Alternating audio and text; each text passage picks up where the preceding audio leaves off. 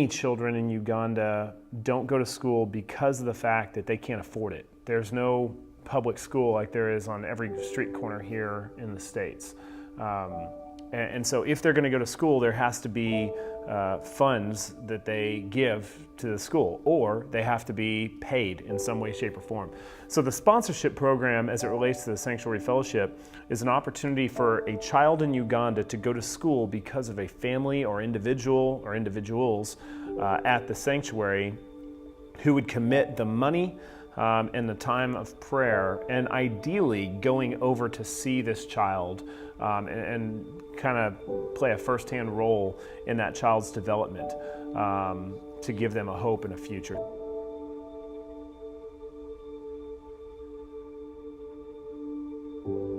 Before the sponsorship team came in, these children could not go to school.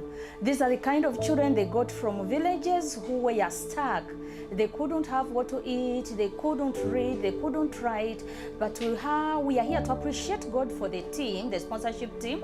These children now can read, and the very team that came can witness this. They were able to read the letters that were written to them. So we are sure, even if chance comes that these boys or girls have not gone further, they can now read and write.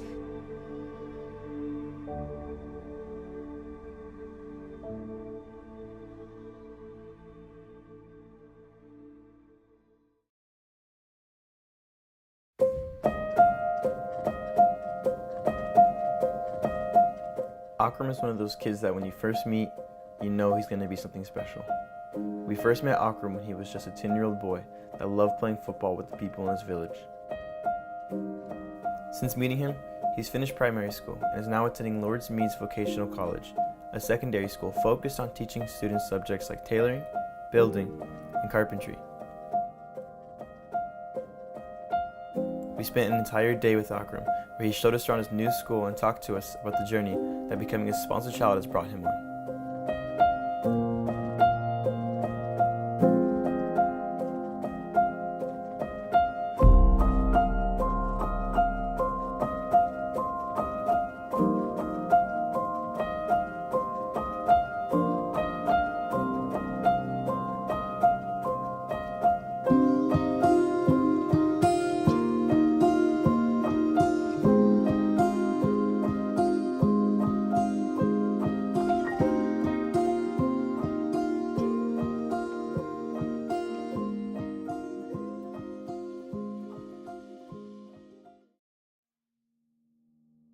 Since I joined the school, Lord's Mead, I'm experiencing some changes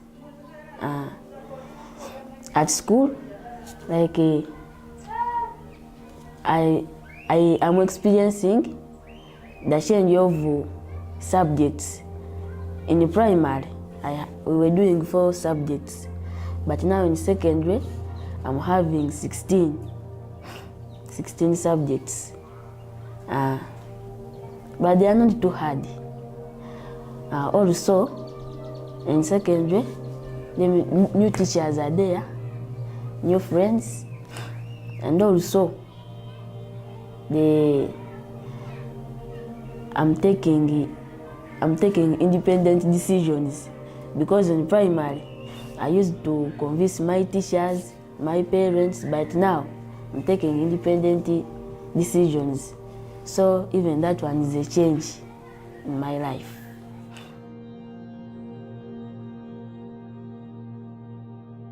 The impact that the sponsorship team is having onto the children here is so great.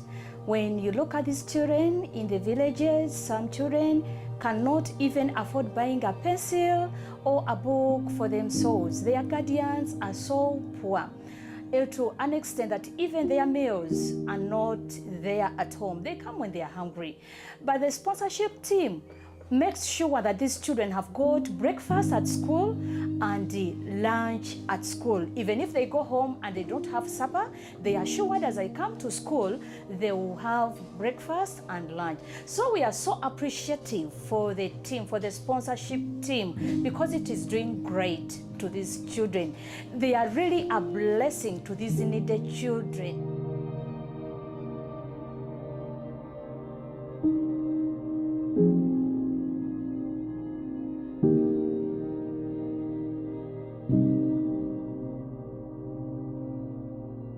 The impact that I've seen is multifaceted. From a purely physical standpoint, these kids have gotten healthier. They're getting a meal a day, which is more than what some of them have gotten.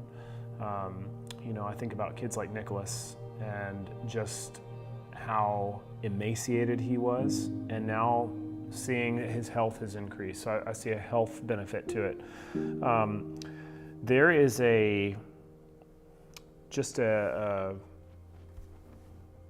something about the students, a light in their eyes maybe, that there is a hope, that they see that their life is not dedicated to destruction, that they're not on a path towards crime or towards other illicit behaviors to survive, that they can now make something of their life.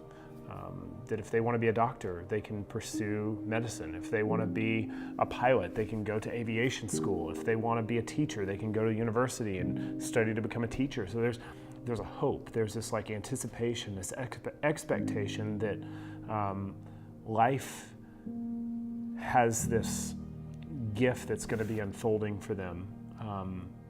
Not simply given to them. They got to work hard for it, but there's a hope for that.